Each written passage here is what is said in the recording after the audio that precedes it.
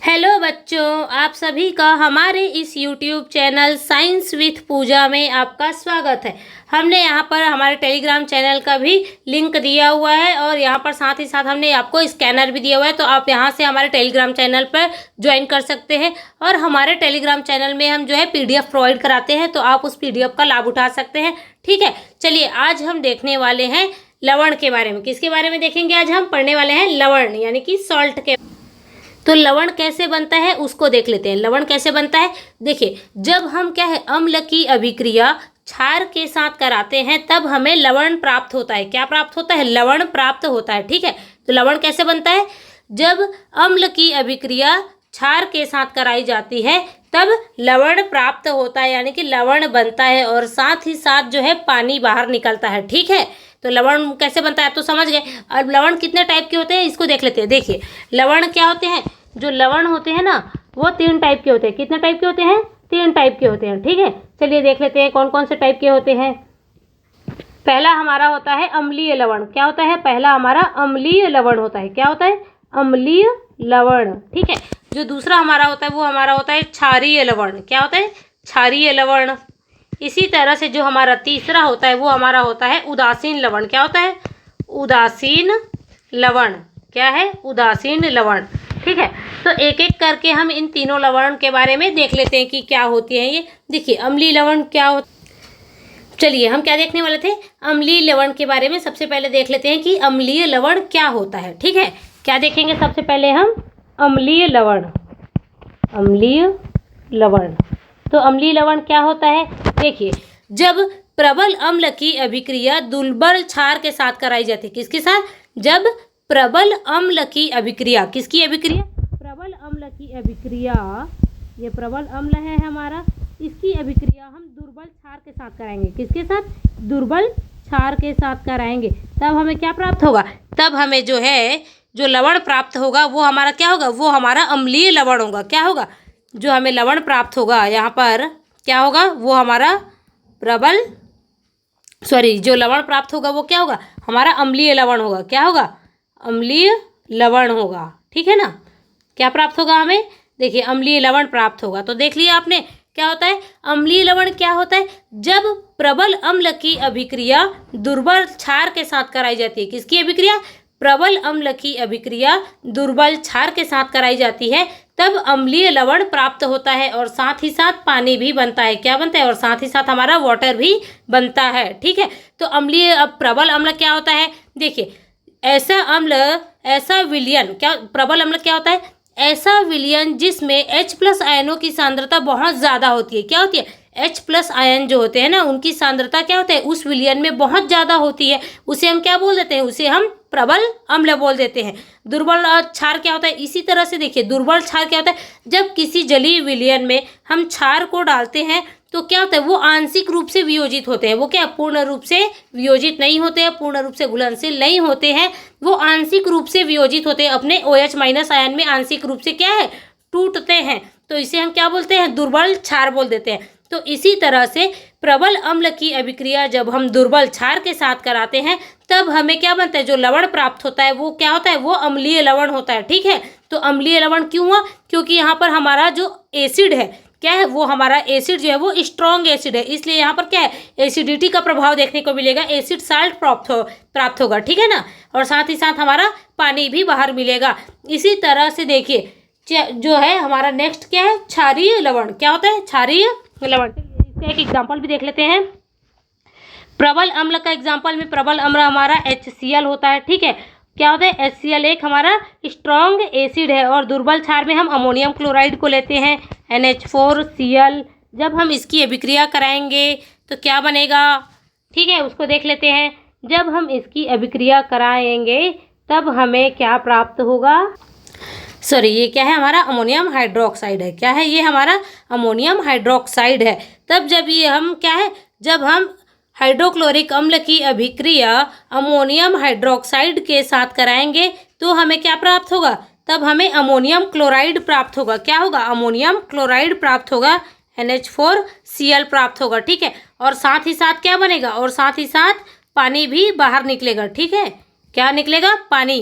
तो ये क्या? जब हमने ये हमारा स्ट्रॉन्ग एसिड है तो तो इसकी अभिक्रिया जब हमने क्या है वीक बेस के साथ कराई तब हमें क्या मिला, ये हमारा अम्लीय लवण मिला। क्या होता है, ये हमें अम्लीय लवण मिला जो कि हमारा अमोनियम क्लोराइड है और साथ ही साथ हमारा पानी भी प्राप्त हुआ हमें। ठीक है, ये क्या हुआ, ये कौन सा रिएक्शन, ये हमारा अम्लीय लवण है। ठीक है, इसी तरह से हम चलिए यहाँ पर देखने वाले हैं क्षारीय लवण के बारे में। चलिए यहाँ पर हम देख लेते हैं क्षारीय लवण के बारे में। किसके बारे में, हमारा क्षारीय लवण।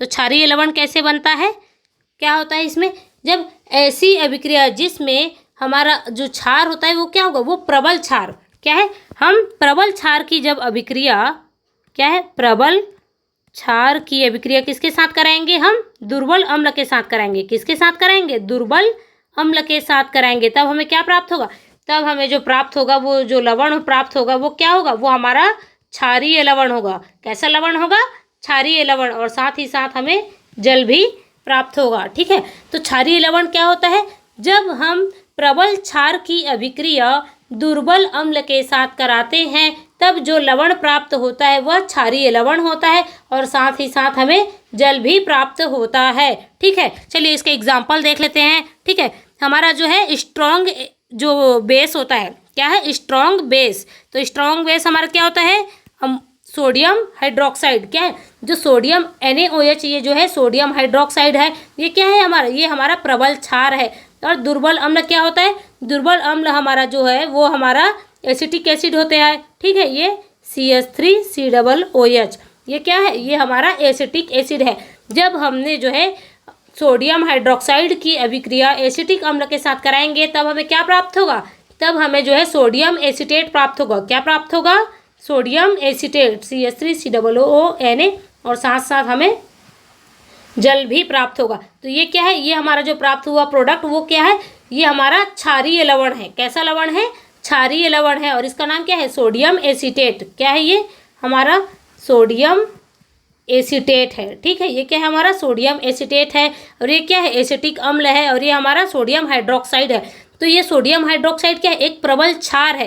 तो जब हमने प्रबल क्षार की अभिक्रिया दुर्बल क्षार जो हमारा एसिटिक अम्ल के साथ कराई तब हमें जो है सोडियम एसीटेट, ये जो है क्षारीय लवण प्राप्त हुआ और साथ ही साथ जल भी प्राप्त हुआ। ठीक है ना, और ये जो क्षारीय लवण होता है इसका जो pH मान क्या होता है, ये जो क्षारीय लवण है इसका pH वैल्यू क्या होगा, इसका जो pH वैल्यू होगा वो 7 से क्या होगा, ज़्यादा होगा। क्या होगा, 7 से ज़्यादा होगा। क्यों होगा, क्योंकि जो क्षार होते हैं ना, क्षार का जो क्या होता है pH वैल्यू क्या होता है, 7 से 14 के बीच में होता है। यानी कि 7 से 14 का उसका जो वैल्यू होता है, संख्या दी हुई, उसकी pH वैल्यू कितना होता है, 7 से ज़्यादा होता है। ठीक है ना, तो क्षारीय लवण क्या होता है, क्षारीय लवण का जो pH मान होता है वो 7 से ज़्यादा होता है। ऐसे ही हमारा अम्लीय लवण था, तो अम्लीय लवण का जो pH वैल्यू होता है वो क्या होता है, वो 7 से कम होता है। हमारा क्या होता है, जो अम्लीय लवण होते हैं उसका जो pH वैल्यू होता है वो 7 से कम होता है। ठीक है, चलिए अब हम हमारा नेक्स्ट टॉपिक देख लेते हैं। वो हमारा क्या था, वो हमारा था उदासीन लवण। क्या था, उदासीन लवण। उदासीन लवण, तो उदासीन लवण क्या होते हैं इसको भी हम देख लेते हैं। ठीक है ना, देखिए क्या होगा, उदासीन लवण में क्या होगा, जब हम प्रबल, क्या है, जब हम प्रबल अम्ल की अभिक्रिया, किसकी, प्रबल अम्ल की अभिक्रिया प्रबल क्षार के साथ कराएंगे। किसकी अभिक्रिया किसके साथ कराएंगे, प्रबल अम्ल की अभिक्रिया प्रबल क्षार के साथ कराएंगे तब हमें क्या देखने को मिलेगा, तब हमें उदासीन लवण प्राप्त होगा। क्या होगा, उदासीन लवण प्राप्त होगा, और साथ ही साथ हमें जल भी देखने को मिलेगा। ठीक है ना, क्या देखने को मिलेगा, पानी। ठीक है ना, तो क्या होता है, उदासीन लवण क्या होता है, जब हम स्ट्रॉन्ग एसिड की अभिक्रिया स्ट्रॉन्ग बेस के साथ कराते हैं तब हमें क्या है, उदासीन लवण यानी कि न्यूट्रल एसिड प्राप्त हो, न्यूट्रल सॉल्ट प्राप्त होता है। ठीक है ना, क्या प्राप्त होता है, उदासीन लवण प्राप्त होता है, और साथ ही साथ जल भी प्राप्त होता है। ठीक है, तो क्या होगा, ये जो उदासीन लवण है इसका pH क्या होगा, तो उदासीन लवण का जो pH मान होता है किसी भी जलीय विलयन में, क्या, किसी भी जलीय विलयन में, जलीय घोल में हमारा उदासीन लवण का जो pH मान होगा, इसका जो pH मान होगा वो कितना होगा, वो 7 के बराबर होगा। क्या होगा, 7 होगा। ठीक है ना, अभी हमने देखा किसी भी जलीय विलयन में, किसी भी जलीय विलयन में अम्लीय लवण का जो pH मान होता है वो कितना होगा, वो 7 से कम होता है। ठीक है, और किसी भी जलीय विलयन में क्षारीय लवण का जो पीएच मान होता है वो 7 से ज़्यादा होता है। इसी तरह से जो हमारा उदासीन लवण होता है वो क्या है, किसी भी जलीय विलयन में जो पीएच होता है ना, किसी भी जलीय विलयन में पीएच मान जब डालते हैं तो क्या होता है, ये 7 के बराबर होता है। किसके बराबर होता है, हमारा उदासीन लवण का जो पीएच होता है वो 7 के बराबर होता है। ठीक है ना। चलिए इसका एक एग्जाम्पल देख लेते हैं। ठीक है, किसके एग्जाम्पल देख लेते हैं, उदासीन लवण का हम एक रिएक्शन के एग्जाम्पल देख लेते हैं। ये हमारा क्या है, प्रबल, यहाँ पर प्रबल अम्ल लिया हुआ है तो हम एक प्रबल अम्ल ले लेते हैं। ये हमारा HCl हाइड्रोक्लोरिक अम्ल, क्या है, ये हमारा हाइड्रोक्लोरिक अम्ल एक स्ट्रॉन्ग एसिड है। ठीक है, स्ट्रॉन्ग एसिड की अभी अभिक्रिया हम किसके साथ कराएंगे, स्ट्रॉन्ग बेस के साथ कराएंगे। ये हमारा एक स्ट्रॉन्ग बेस है जिसका नाम क्या है, सोडियम हाइड्रोक्साइड। तो जब हम हाइड्रोक्लोरिक अम्ल की अभिक्रिया सोडियम हाइड्रोक्साइड के साथ कराते हैं तब हमें क्या प्राप्त होगा, तब हमें जो है सोडियम क्लोराइड प्राप्त होगा। क्या प्राप्त होगा, तब हमें NaCl प्राप्त होगा। यानी कि क्या है, ये NaCl क्या है, ये हमारा सोडियम क्लोराइड है और साथ ही साथ जो है पानी भी बनता है। ठीक है, क्या बनेगा, ये हमारा सोडियम क्लोराइड प्राप्त होगा और जल भी प्राप्त होता है। तो ये हमारा क्या है, ये हमारा उदासीन लवण का रिएक्शन है। ठीक है ना, ये क्या है, हमारा उदासीन लवण का रिएक्शन है। तो आप लोग समझ गए होंगे लवण कितने प्रकार के होते हैं। लवण जो है वो 3 प्रकार के होते हैं, अम्लीय लवण, क्षारीय लवण और उदासीन लवण। तीनों के बारे में हमने एक एक करके डिस्कशन कर लिया है। ठीक है, चलिए आगे देखते हैं। अब हम क्या देखने वाले हैं, जो हमारा अभी उदासीन लवण में हमारा सोडियम क्लोराइड बना था ना, उसी से जिसे हम साधारण नमक बोलते हैं, उससे हम क्या क्या चीज़ें प्राप्त कर सकते हैं। ठीक है, उसके बारे में देखने वाले। तो सबसे पहले देखिए हमारा क्या है, ये हमारा है, सबसे पहला हम क्या बना सकते हैं, उस सोडियम क्लोराइड जो हमारा साधारण नमक था उससे हम सोडियम हाइड्रोक्साइड बना सकते हैं। ठीक है ना। तो चलिए देखते हैं सोडियम हाइड्रोक्साइड बनाने की विधि क्या होती है। ठीक है, चलिए यहाँ पर क्या लिखा हुआ है, हमारा पहला मेथड क्या है, हम सोडियम हाइड्रोक्साइड बनाने वाले हैं, हम सोडियम हाइड्रोक्साइड। तो सोडियम हाइड्रोक्साइड क्या है, इसका रासायनिक नाम है। और सोडियम हाइड्रोक्साइड का जो एक कॉमन नेम होता है उसे हम क्या बोलते हैं, कास्टिक सोडा बोलते हैं। ठीक है ना, क्या होता है, कास्टिक सोडा। और सोडियम हाइड्रोक्साइड का जो रासायनिक सूत्र होता है वो क्या होता है, NaOH होता है। ठीक है, चलिए देखते हैं इसको कैसे बनाते हैं, किस मेथड के साथ इसको बनाते हैं। ठीक है, देखिए यहाँ पर क्या लिखा है, सोडियम क्लोराइड के जलीय विलयन में विद्युत धारा प्रवाहित करने पर सोडियम क्लोराइड जो है क्या हो जाता है, वो वियोजित हो जाता है, सोडियम हाइड्रोक्साइड उत्पन्न करता है और इस प्रक्रिया को हम क्लोर क्षार प्रक्रिया कहते हैं। क्योंकि इसमें निर्मित उत्पाद जो होता है वो क्या होता है, क्लोरीन होता है। क्या होता है, क्लोरीन होता है। एवं साथ ही साथ हमारा सोडियम हाइड्रोक्साइड होता है जो कि एक क्षार होता है। इसीलिए इस प्रोसेस को हम क्या बोल देते हैं, क्लोन क्षार प्रोसेस बोल देते हैं। क्या बोलते हैं, क्लोन क्षार। ठीक है, तो क्या होता है, चलिए देख लेते हैं। देखिए हम यहाँ पर आपको एक डायग्राम के माध्यम से समझाने की कोशिश करें। देखिए यहाँ पर क्या दिया, यहाँ पर एक बड़ा सा कंटेनर रखा हुआ है। क्या है, कंटेनर है। ठीक है, इस कंटेनर में हमने क्या डाला है, इस कंटेनर में हमने सोडियम क्लोराइड का जलीय विलयन डाला है। क्या डाला है, सोडियम क्लोराइड का जलीय विलयन को डाला है। और साथ ही साथ हमने जो है 2 इलेक्ट्रोडों को, ये जो 2 इलेक्ट्रोड दिख रहे हैं ना, ये 2 इलेक्ट्रोडों को क्या किया है, 2 इलेक्ट्रोडों को भी हमने लगाया है। और इन 2 इलेक्ट्रोडों को जो है किसके साथ, जो है बैटरी के साथ हमने कनेक्ट कर दिया। किसके साथ, बैटरी के साथ हमने क्या है, कनेक्ट किया है। और इस कंटेनर में जो है हमने इलेक्ट्रोडों को बैटरी के साथ कनेक्ट कर दिया। तो हम क्या करेंगे, इसमें हम क्या है, बिजली प्रवाहित करेंगे। क्या है, विद्युत धारा यानी कि करंट को प्रवाहित करेंगे।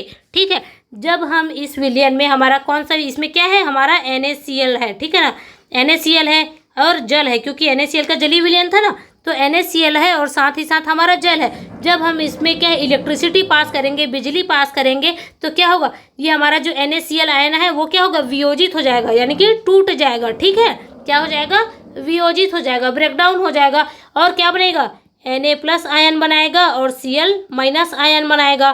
ठीक है, और इसी तरह से यहाँ पर जो H2O है, जो हमारा पानी है, वो क्या बनाएगा, OH- आयन और H+ आयन बना लेगा। ठीक है, तो क्या करेगा, जो हमारा Na+ और ये OH- आयन है ये आपस में जुड़ जाएंगे और क्या बनाएंगे, हमारा सोडियम हाइड्रोक्साइड बनाएंगे। क्या बना लेंगे, सोडियम हाइड्रोक्साइड, जिसे हम NaOH बोलते हैं। तो NaOH क्या, हमारा सोडियम हाइड्रोक्साइड बना लेगा और साथ ही साथ हाइड्रोजन गैस और क्लोरीन गैस भी बनाएगा। ठीक है, तो क्या होगा, जो दो इलेक्ट्रोड लगे होते हैं ना, तो एक इलेक्ट्रोड में हमारा क्या है, पॉजिटिव चार्ज होता है।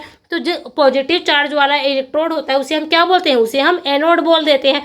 ठीक इसी तरह से क्या है, एक निगेटिव चार्ज वाला एक इलेक्ट्रोड है जिसे हम क्या बोल देते हैं, उसे हम कैथोड बोलते हैं। ठीक है, क्या बोलेंगे, कैथोड बोलेंगे। ठीक है, और यहाँ पर इस कंटेनर में देखिए एक झिल्ली लगा हुआ है, ये हमारा अर्धपारगम्य झिल्ली है। ठीक है, तो क्या होता है कि जब इस विलयन में हम इलेक्ट्रिसिटी पास करते हैं तब क्या होता है, ये जो सोडियम क्लोराइड आयन है, सोडियम क्लोराइड है, ये अपने आयनों में क्या है, वियोजित हो जाते हैं, टूट जाते हैं। ठीक है, अब क्या होगा, क्लोरीन में टूटा तो क्लोरीन तो माइनस आयन होता है, और हमारा हाइड्रोजन गैस में टूटा जो कि H+ आयन होता है, तब क्या होगा, ये हमारा एनोड जो है वो पॉजिटिव चार्ज होता है। तो एनोड में पॉजिटिव चार्ज है तो हाइड्रोजन गैस यहाँ पर आएगा क्या, नहीं आएगा। क्यों, क्योंकि जो पॉजिटिव होते हैं वो क्या होते हैं, वो प्रतिकर्षण दर्शाते हैं। तो यहाँ पर क्या होगा, जो एनोड पर हमारी कौन सी गैस जाएगी, एनोड पर हमारी क्लोरीन गैस जाएगी। ठीक है, कौन सी गैस, देखिए यहाँ पर तीर के निशान से देख रहा होगा कि क्लोरीन गैस जो है वो किधर आ रही है, वो हमारे एनोड की तरफ आ रही है।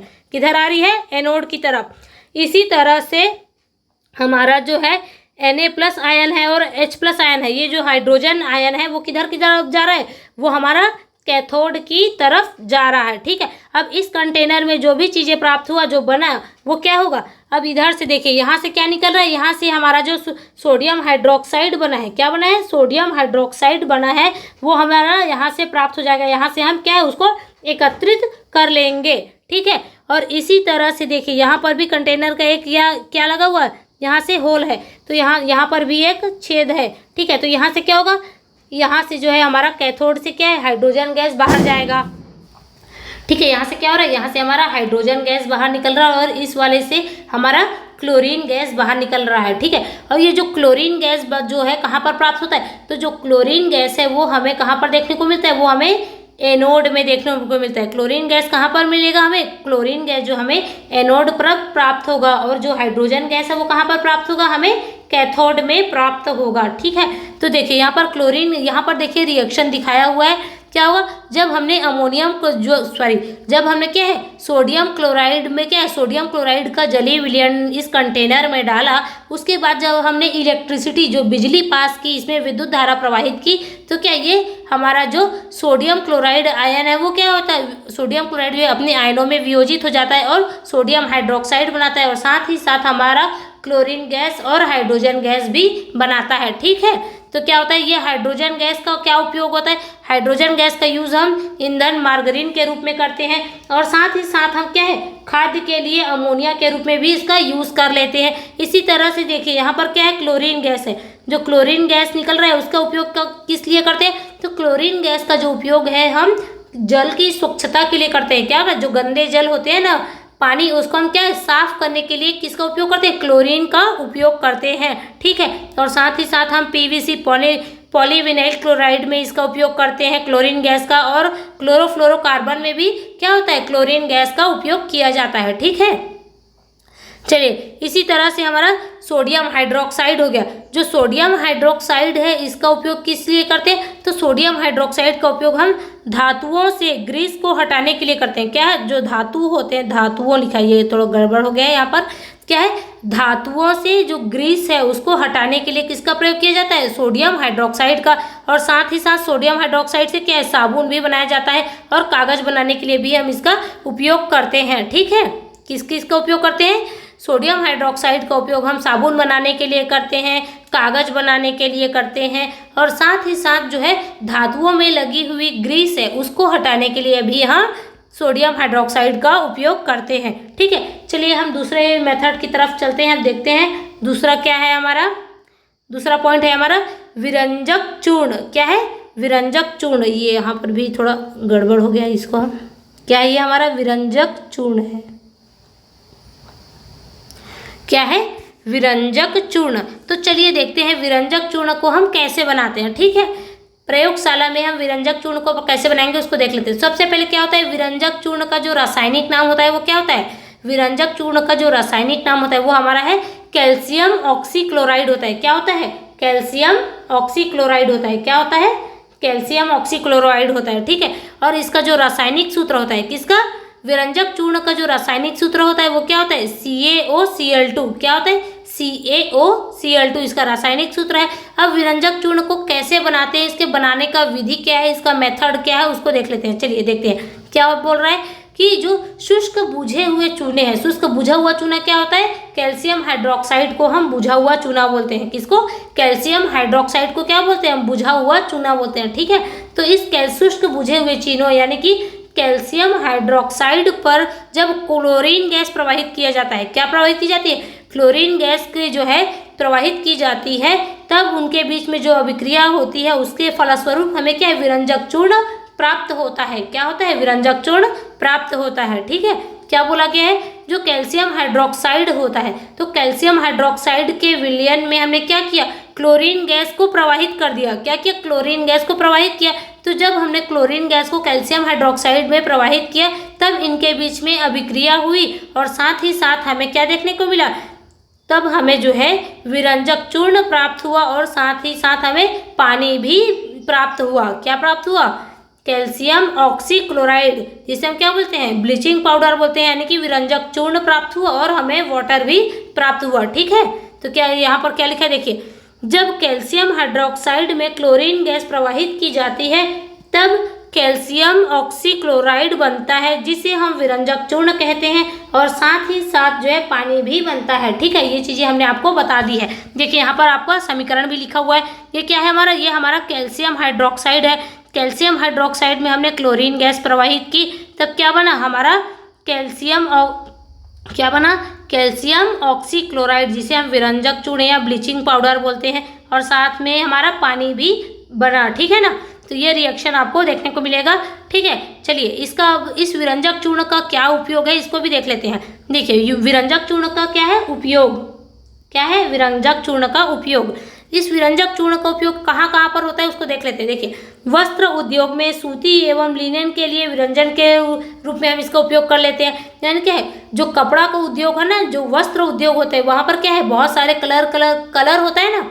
जैसे देखिए हम जो कपड़े पहनते हैं उसमें क्या है, बहुत सारे कलरों के कपड़े पहनते हैं। ठीक है, तो ये कलर कहाँ से आता है, कहाँ से आता है, ये विरंजक चूर्ण के माध्यम से क्या है, इसको कपड़ों को, जो सूती वस्त्र होते हैं उसको रंगीन किया जाता है। ठीक है, विरंजन किया जाता है। और दूसरा क्या है, कागज की फैक्ट्री में लकड़ी के मज्जा के विरंजन के लिए इसका उपयोग किया जाता है। विरंजन का क्या मतलब है, उसको रंगना। ठीक है, जो कागज की फैक्ट्री में जो लकड़ी के मज्जा होते हैं, जो गत्ते होते हैं, उसको हम क्या करते हैं, रंगीन करते हैं। किसकी सहायता से, विरंजन चूर्ण की सहायता से इसको हम रंगीन करते हैं, उसको विरंजित करते हैं। ठीक है, इसी तरह से देखिए यहाँ पर क्या है, रासायनिक उद्योगों में एक अपचायक के रूप में किया जाता है। किसका उपयोग किया जाता है, एक अपचायक के रूप में विरंजक चूर्ण का भी प्रयोग किया जाता है। अपचायक क्या होता है, क्या, जो रिडक्शन के रूप में इसका क्या है, प्रयोग किया जाता है। ठीक है ना, और साथ ही साथ क्या है, पीने वाले जल के जो जीवाणु होते हैं, जो पीने वाला जो जल होता है जिसको हम पीते हैं, उस जल में क्या है, बहुत सारे बैक्टीरिया जीवाणु होते हैं, तो उसको क्या है, मुक्त करने के लिए, उसे मुक्त करने के लिए भी उसमें क्या है, ब्लीचिंग पाउडर को डाल दिया जाता है।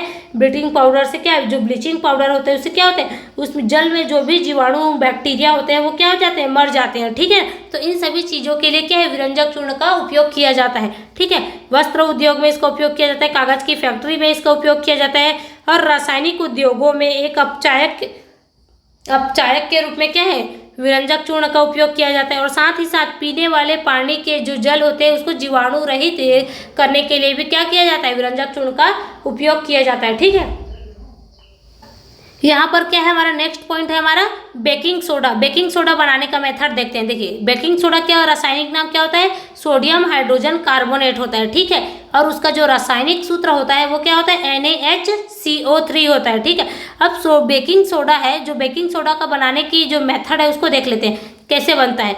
देखिए क्या होता है, जब हम सोडियम क्लोराइड के जलीय विलयन में, किसमें, सोडियम क्लोराइड के जलीय विलयन में अमोनिया के साथ हम कार्बन डाइऑक्साइड गैस को प्रवाहित करते हैं। किसको प्रवाहित करते हैं, अमोनिया के साथ कार्बन डाइऑक्साइड को प्रवाहित करते हैं, तब हमें अमोनियम क्लोराइड के साथ साथ बेकिंग सोडा प्राप्त होता है। ठीक है, और इस बेकिंग सोडा को हम जो है खाने का सोडा भी कहते हैं। क्या बोलते हैं, इस बेकिंग सोडा को हम खाने का सोडा भी कहते हैं। ठीक है, ये जो बेकिंग सोडा होता है ये क्या होता है, एक दुर्बल असंक्षारक क्षार होता है। क्या होता है, ये हमारा जो बेकिंग सोडा होता है एक दुर्बल असंक्षारक क्षार होता है। ठीक है, तो बेकिंग सोडा कैसे बनता है, जब हम क्या करते हैं, सोडियम क्लोराइड, ये हमारा जो सोडियम क्लोराइड के जलीय विलयन में, किसमें, सोडियम क्लोराइड के जलीय विलयन में जब हम अमोनिया के साथ कार्बन डाइऑक्साइड को प्रवाहित करते हैं, किसमें, सोडियम क्लोराइड के जलीय विलयन में हमने क्या डाल दिया, अमोनिया के साथ हमने कार्बन डाइऑक्साइड को इसमें प्रवाहित कर दिया, तब क्या प्राप्त होता है, तब हमें जो है हमारा अमोनियम क्लोराइड प्राप्त होता है। क्या प्राप्त होता है, अमोनियम क्लोराइड प्राप्त होता है, और साथ ही साथ हमें बेकिंग सोडा भी प्राप्त हो जाता है। ठीक है, क्या प्राप्त होता है, बेकिंग सोडा भी प्राप्त होता है। और इस बेकिंग सोडा का उपयोग हम क्या है, खाने के लिए करते हैं। ठीक है, जो किचन में जो है मम्मियाँ खाना बनाती है उसमें क्या इसका इस्तेमाल करती हैं, बेकिंग सोडा का। ठीक है ना, चलिए, और बेकिंग सोडा क्या होता है, एक दुर्बल असंक्षारक क्षार के रूप में भी इसका उपयोग किया जाता है। ठीक है, और खाना देखिए अब क्या होता है, खाना पकाते समय इसे किसको, जब हम खाना पकाते समय किसको गर्म करेंगे, बेकिंग सोडा को जब हम गर्म करते हैं तो क्या बनता है हमारा, जब हम खाना पकाते समय बेकिंग सोडा को गर्म करते हैं ना, तब हमें सोडियम कार्बोनेट प्राप्त होता है, और साथ ही साथ कार्बन डाइऑक्साइड और जल भी प्राप्त होता है। ये हमारा जल है, और साथ ही साथ हमारा क्या है, कार्बन डाइऑक्साइड गैस बाहर निकलती है। ठीक है, क्या करते हैं, जब हम इस सोडियम हाइड्रोजन कार्बोनेट को गर्म करते हैं तब हमें क्या प्राप्त होता है, तब हमें सोडियम कार्बोनेट प्राप्त होता है, साथ ही साथ जल और कार्बन डाइऑक्साइड गैस भी प्राप्त होती है। ठीक है, ये हमारा क्या था, ये हमारा बेकिंग सोडा बनाने का मेथड था। अब बेकिंग सोडा का उपयोग हम देख लेते हैं। देखिए, बेकिंग सोडा का उपयोग क्या होता है, बेकिंग सोडा का उपयोग हम बेकिंग पाउडर बनाने के लिए करते हैं। किसके लिए करते हैं, बेकिंग सोडा का यूज़ हम बेकिंग पाउडर बनाने के लिए किया जाता है, जिसमें हम क्या करते हैं, बेकिंग सोडा को किसके साथ मिलाते हैं, बेकिंग सोडा को हम ना टार्टरिक अम्ल के साथ जब मिला देते हैं तब क्या बन जाता है, हमारा बेकिंग पाउडर बनता है। क्या बनता है, बेकिंग पाउडर बनता है। ठीक है ना, इसी तरह से दूसरे पॉइंट को देख लेते हैं। क्या होता है, इस बेकिंग सोडा में ये जो रिएक्शन है जिसमें हमने क्या प्राप्त किया है, बेकिंग सोडा प्राप्त किया है ना, इस बेकिंग सोडा को हमने क्या किया, जब हमने बेकिंग सोडा को हीट दिया, जब गर्म किया तो जो है क्या प्राप्त हुआ, यहाँ पर देखिए कार्बन डाइऑक्साइड गैस प्राप्त हुई ना, तो इस कार्बन डाइऑक्साइड के कारण ही जो पाव रोटी होती है, जो केक बनाते हैं हम, इसमें क्या खमीर उठ जाता है। क्या होता है, खमीर उठ जाता है, और इसके कारण ही जो हम केक बनाते हैं या पाव रोटी बनाते हैं ये बहुत ही मुलायम एवं स्पंजी होते हैं। किसकी वजह से मुलायम और स्पंजी होते हैं, तो कार्बन डाइऑक्साइड गैस के कारण ये जो है मुलायम और स्पंजी होते हैं। ठीक है ना, चलिए नेक्स्ट पॉइंट को देख लेते हैं। हमारा पॉइंट नंबर क्या है, 3। बेकिंग सोडा जो है वो एंटा एसिड का एक संघटक होता है। क्या होता है, एंटा एसिड का एक कंपोनेंट होता है। एंटा एसिड क्या होता है, यानी कि ये जो है प्रति अम्ल की तरह काम करते हैं। क्या होता है, जो बेकिंग सोडा होता है वो क्या होता है, एंटी एसिड के तौर पे ये काम करता है। जैसे कि क्या होता है, जब हमारे पेट में ज़्यादा एसिडिटी हो जाती है, क्या होता है, पेट में जलन होने लगता है, एसिडिटी बढ़ जाती है ना, तब हम किसका उपयोग करते हैं, तब हम जो है घर में जो बेकिंग सोडा रखा होता है उसको हम क्या करते हैं, पानी में घोलकर उसको हम पी जाते हैं। इससे क्या होता है, जो हमारे पेट में जलन होते रहता है वो ठीक हो जाता है। तो ऐसा क्यों होता है, क्योंकि क्या होता है, जो बेकिंग सोडा होता है उसकी जो प्रकृति होती है वो क्षारीय प्रकृति का होता है, और जो हमारे पेट में जो है जलन हो रही है उसमें क्या एसिडिटी की मात्रा क्या है, बढ़ जाती है। यानी कि हमारे पेट में अम्ल की जो है क्या होती है, अम्ल का जो लेवल होता है वो बढ़ जाता है। तो हम बाहर से क्या लेते हैं, बेकिंग सोडा को, जो कि क्षार होता है, तो क्या कर जाता है, जब आपस में जो अम्ल है, हमारे पेट में उपस्थित अम्ल और बेकिंग सोडा आपस में रिएक्ट करके क्या न्यूट्रल हो जाते हैं, जिससे हमारे पेट में जो जलन हो रही होती है वो ठीक हो जाता है। ठीक है ना, चलिए ये हमारा पॉइंट नंबर 4 क्या बोल रहा है, इसका उपयोग, किसका उपयोग, बेकिंग सोडा का उपयोग हम जो है सोडा अम्ल और अग्निशामक यंत्र में भी इसका उपयोग करते हैं। किसका उपयोग करते हैं, बेकिंग सोडा का उपयोग हम सोडा अम्ल बनाने में करते हैं, और साथ ही साथ जो अग्निशामक यंत्र होते हैं उसमें भी हम इसका उपयोग करते हैं। ठीक है, चलिए नेक्स्ट पॉइंट की तरफ बढ़ते हैं। ये है हमारा धोने का सोडा, यानी जिसे हम क्या बोलते हैं, धावन सोडा बोलते हैं। क्या है, धोने का सोडा कैसे बनता है, यानी कि धावन सोडा कैसे बनता है, चलिए इसको देख लेते हैं। धावन सोडा का ये रासायनिक नाम क्या होता है, धावन सोडा का जो रासायनिक नाम होता है वो सोडियम कार्बोनेट होता है, जो कि सोडियम कार्बोनेट कैसा होता है, क्रिस्टलीय होता है। कैसा होता है, सोडियम कार्बोनेट जो है वो क्रिस्टलीय होता है। ठीक है, इसका रासायनिक सूत्र क्या होता है, सोडियम कार्बोनेट का रासायनिक सूत्र Na2CO3 10H2O होता है, ठीक है। इसको हम क्या बोलते हैं, सोडियम कार्बोनेट का ये क्रिस्टलीय फॉर्म में होता है, ठीक है। इसको बनाने की विधि क्या होती है, देखिए धोने का सोडा है यानी कि धावन सोडा को कैसे बनाया जाता है, जब हम क्या करते हैं सोडियम कार्बोनेट को क्या करते हैं, जब हम सोडियम कार्बोनेट के क्रिस्टलीकरण को क्या करते हैं जब हम क्या करते हैं सोडियम कार्बोनेट को जो है जलीय विलयन से क्या करते हैं, क्रिया कराते हैं। किसको, सोडियम कार्बोनेट की अभिक्रिया हम जो है जलीय विलयन से कराते हैं, तब क्या बनता है, तब हमारा सोडियम कार्बोनेट क्रिस्टल प्राप्त होता है। क्या प्राप्त होता है, सोडियम कार्बोनेट का एक क्रिस्टल प्राप्त होता है, ठीक है ना। कैसे प्राप्त होता है, जब हम सोडियम कार्बोनेट को क्या करते हैं जलीय विलयन से अभिक्रिया कराते हैं, जल से अब हम उसकी अभिक्रिया कराते हैं, तब क्या बनता है, तब सोडियम कार्बोनेट का एक क्रिस्टल प्राप्त होता है, ठीक है, जिसे हम क्या बोलते हैं, इस सोडियम कार्बोनेट के क्रिस्टल को ही हम क्या बोलते हैं, धावन सोडा बोल देते हैं, ठीक है। धावन सोडा क्यों बोलते हैं, क्योंकि इसका उपयोग हम कपड़े धोने में, ठीक है, करते हैं, इसलिए इसे हम क्या धावन सोडा भी बोल देते हैं। देखिए इस धोने की सोडा है क्या है, धावन सोडा का उपयोग हम किस किस चीज़ों में करते हैं उसको देख लेते हैं। देखिए सोडियम कार्बोनेट का उपयोग कांच, साबुन, किस में करते हैं, कांच बनाने में जो है सोडियम का किसका उपयोग करते हैं, सोडियम कार्बोनेट के जो क्रिस्टलीय लवण है उसका उपयोग हम कांच बनाने में करते हैं, साबुन बनाने में इसका उपयोग किया जाता है, कागज उद्योग में भी जो है धावन सोडा का उपयोग किया जाता है, ठीक है। तो कांच बनाने में उपयोग किया जाता है, साबुन बनाने में इसका उपयोग किया जाता है, और साथ ही साथ कागज की जो फैक्ट्री होती है वहाँ पर भी जो है धावन सोडा का उपयोग किया जाता है। इसी तरह से इसका उपयोग जो है बोरेक्स जैसे सोडियम के जो यौगिक होते हैं, क्या होते हैं, यौगिक, ये थोड़ा सा गलत लिख गया यहाँ पर, क्या होगा हमारा सोडियम का यौगिक, सोडियम के यौगिक के उत्पाद में भी प्राप्त होता है, ठीक है ना। इसी तरह से क्या होता है, सोडियम कार्बोनेट का उपयोग हम क्या है घरों में साफ सफाई के लिए भी करते हैं। किसका उपयोग करते हैं, सोडियम कार्बोनेट का उपयोग हम घरों की साफ सफाई करने के लिए करते हैं, ठीक है। और साथ ही साथ जल की जो स्थायी कठोरता होती है, क्या होती है, जल की जो स्थायी कठोरता होती है उसको हटाने के लिए भी हम किसका उपयोग करते हैं, धावन सोडा का उपयोग करते हैं, ठीक है ना। किसका उपयोग करते हैं, धावन सोडा का उपयोग करते हैं, ठीक है। चलिए आगे बढ़ते हैं। ये है हमारा प्लास्टर ऑफ पेरिस, क्या है, plaster of Paris. Plaster of Paris का रासायनिक नाम क्या होता है, कैल्शियम सल्फेट हेमीहाइड्रेटेड, क्या होता है, कैल्शियम सल्फेट हेमीहाइड्रेटेड होता है, ठीक है। इसका रासायनिक सूत्र क्या होता है, कैल्शियम सल्फेट होता है डॉट हाफ H2O होता है, क्या होता है, calcium sulphate dot half H2O, ठीक है। तो जो हमारा प्लास्टर ऑफ पेरिस है इसको हम कैसे बनाते हैं, चलिए देखते हैं। क्या बनाने की मेथड, इसका जो बनाने की विधि है वो कैसा होता है, जो जिप्सम होता है ना, जिप्सम क्या होता है हमारा, जिप्सम क्या होता है, देखिए कैल्शियम सल्फेट डॉट 2H2O, ये क्या है, ये हमारा जिप्सम है, क्या है, ये हमारा जिप्सम है। तो जब जिप्सम को हम कितने डिग्री टेम्परेचर पर गर्म करते हैं, 373 केल्विन। इस जिप्सम को हम 373 केल्विन पे गर्म करते हैं, ठीक है ना।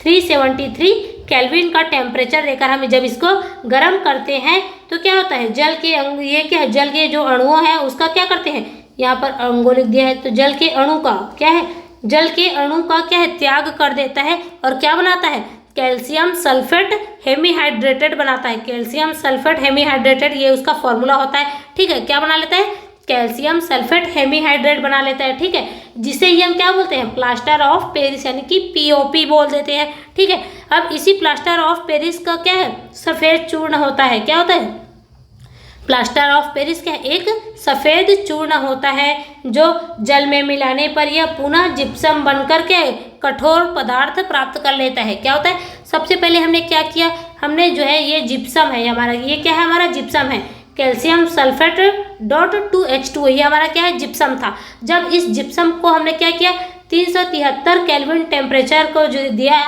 तब क्या किया, इस जो जिप्सम है इसने क्या है, जल के अणुओं का त्याग कर दिया। किसका त्याग कर दिया, जल के अणुओं का त्याग करके क्या बना लिया, इसने जो है calcium sulphate dot half H2O बनाया, जिसे हम क्या बोल देते हैं, कैल्शियम सल्फेट हेमीहाइड्रेटेड